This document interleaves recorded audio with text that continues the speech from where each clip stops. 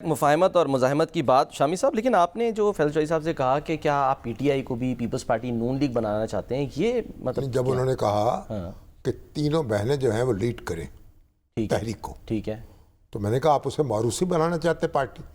عمران خان تو موروثیت کا تانا دیتے ہیں نا پیپلز پارٹی کو اور مسلم لیگ نون کو. وہ کوئی عہدہ تو نہیں دیں تو گے. اگر بہنیں جو ہیں نہیں تو عہدہ کیا ہوتا ہے، یعنی جو لیڈ تحریک کو لیڈ کرے گا وہ کیا ہوگا، اس سے بڑا لیڈر کون ہوگا؟ نہیں، جیسے کلثوم نواز صاحبہ بھی نکلی تھیں تو وہ تو ان پر تو آپ پھر ان کو تو آپ نشانہ بنا رہے ہیں تنقید کا، تو پھر ان کو فالو بھی کر رہے ہیں. اور دوسرے وہ نصرت بھٹو صاحبہ بھی ظاہر ہے. نہیں تو وہ تو ان کو فالو تو نہیں کر رہے نا آپ. اچھا، آپ تو ان کو تو موروثیت کے تانے دے رہے ہیں. صحیح ہے، اس لیے سوال تو ہے نا یہ. ٹھیک ہے، آپ وہاں پہ جواز لا رہے ہیں، کمال ہے. ٹھیک ہے. اچھا سر، اب میں اچھا آپ دیکھیں، اب جی ایک پریس ریلیز ہے ہاں جی جو جاری ہوئی ہے، جی اردو میں لکھی ہوئی ہے، اور اس پہ دستخط ہے میاں محمود الرشید کے، ڈاکٹر یاسمین راشد کے، شاہ محمود قریشی کے، اعجاز احمد چودھری کے، اور عمر سرفراز چیمہ کے. صحیح ہے. اب اس سوشل میڈیا پہ چل رہی ہے، اور اس میں لکھا ہوا ہے کہ ملکی تاریخ کے بدترین بحران سے نکلنے کا واحد راستہ مذاکرات ہے. ٹھیک ہے. مذاکرات ہر سطح پر ہونے ضروری ہیں، ہنگامی سطح پر، سیاسی سطح پر بھی مذاکرات ضروری ہیں، اور مقتدرہ کی سطح پر بھی اور مذاکرات ضروری ہیں. آغاز کار کے طور پر سیاسی سطح پر مذاکرات کیے جائیں. تحریک انصاف کے لاہور میں اسیر رہنماؤں کو اس کا حصہ بنایا جائے. مذاکرات کا آغاز کرنے پر کسی فریق کو متون کرنا سارے عمل کو سبوتاج کرنے کے مترادف ہوگا.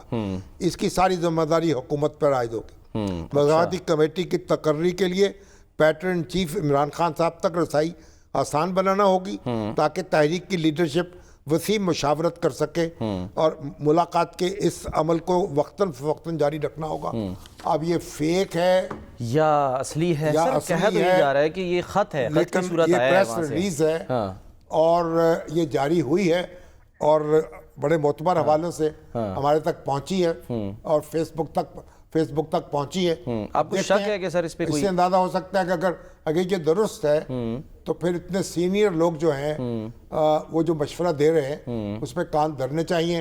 اور جو تحریک جو ہے بغیر تیاری کے، اور آپ اگر تحریک چلانے اٹھ کھڑے ہوں گے تو پھر اس کے جو نقصانات ہیں اس وقت تو میں گنوا نہیں سکتا. صحیح ہے، آپ خود ہی گنوا لیں گے. سر وہ جو سوال میں نے ان سے کیا، میں چاہوں گا آپ اس پہ ذرا صرف کمنٹ کر دیں. فیصل چودھری صاحب سے کیا تھا کہ پی ٹی آئی نے ریڈ لائن کراس کی تھی، نون لیگ نے نہیں کی تھی. اگر انہوں نے کہا تھا کہ جی ہم پہلے مزاحمت کریں گے پھر مفاہمت ہوگی، آپ کو لگتا ہے یہ کامیاب ہو سکے گا معاملہ ان کا؟ ریڈ لائن بھی تو بدلتی رہتی ہے نا وقت کے ساتھ ساتھ. اچھا، کبھی ریڈ لائن ایک ہوتی ہے، کبھی ریڈ لائن دوسری ہوتی ہے. سردیوں میں اور ہوتی ہے، گرمیوں میں اور ہوتی ہے. سر ان کی تو ایک ہی ریڈ لائن ہے. ریڈ لائن کبھی تقریر بھی ریڈ لائن ہو جاتی ہے، کبھی اشارہ بھی ریڈ لائن ہو جاتا ہے، اور کبھی دھونس جو ہے مکے بازی بھی ہے وہ ریڈ لائن ہوتی ہے. تو ریڈ لائن کے تو اپنے معاملات ہیں، ہر ماحول کے مطابق ریڈ لائن کراس ہوتی ہے. جب باجوہ صاحب کا ذکر ہوا تھا فیض صاحب کا گجرانوالہ کے جلسے میں، تو اس وقت بھی بڑی ہاہاکار مچی تھی. جی ہاں. تو بہرحال یہ تو انہوں نے تو عملی طور پر یعنی کچھ کو پشتے لگا دیے نا ہمارے پی ٹی آئی کے لوگوں نے. تو پھر یہ جو جس کو آپ وہ فلیگ کیا کہتے ہیں، فالس فلیگ آپریشن کہتے ہیں، بقول پی ٹی آئی کے، اسی کے نتیجے میں بہت سی الجھنیں پیدا ہوئیں، اور ابھی تک جو سلجھ نہیں رہی. اور اگر ان کو سلجھانے کی کوشش نہیں کی جائے گی تو نہیں سلجھیں گی. چلیں سر، فی الحال تو ایک کوشش کی جا رہی ہے، اور وہ ایک نیا جیل بنانے کی وہ آج خبر آئی تھی محسن نقوی صاحب. اسلام آباد میں جیل بن رہا ہے. اسلام آباد میں جیل نہیں ہے بلکہ بن رہی ہے. صحیح ہے، جیل مؤنث ہے، مذکر کر دیا آپ نے. تو جیل بن رہی ہے وہاں، تاکہ اسلام آباد کے قیدی پنجاب کی جیل میں رکھے جاتے ہیں اڈیالہ میں، تو اسلام آباد کے قیدی اسلام آباد کے پاس رہیں، پولیس کے زیادہ محفوظ رہیں گے. اور محسن نقوی صاحب پہنچے ہیں، جائزہ لیا انہوں نے. بانی کو تو نہیں سر وہاں شفٹ کر دیں گے؟ پھر اگر بنے گی تو وہ بھی شفٹ ہو جائیں گے جہاں دوسرے قیدی ہوں گے اسلام آباد کے. اور کس کے لیے بن رہی ہے؟ ٹھیک ہے. اچھا سر، ہائی کورٹس کا معاملہ ہم نے وہ کرنا ہے. ہائی کورٹ میں تو جج مقرر ہوگا چیف جسٹس جی ہاں صاحبان جو ہیں بالکل ایگزیکٹلی جوڈیشل کونسل کا سینئر موسٹ جو تھے نا جوڈیشل کمیشن کا اجلاس ہوا.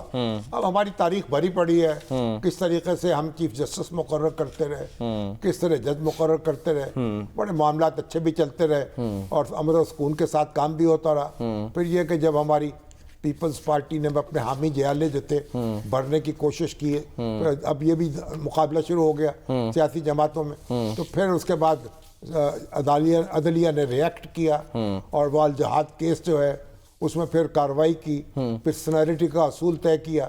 اب وہ سینیرٹی کا اصول بعد میں اب اس کو بھی ختم کر دیا. انہوں نے کہا اب جو 3 سینئر ترین ہوں گے جج صاحبان ان میں سے ایک کو چیف جسٹس بنا دیا جائے گا, ٹھیک ہے, اور فیصلہ بھی کمیشن کرے گا اور فیصلہ بھی وہاں ووٹنگ کے ذریعے سے ہوگا. صحیح ہے. اب آج وہ کثرت رائے سے انہوں نے فیصلے کر لیے. جی ہاں, اور ہمارے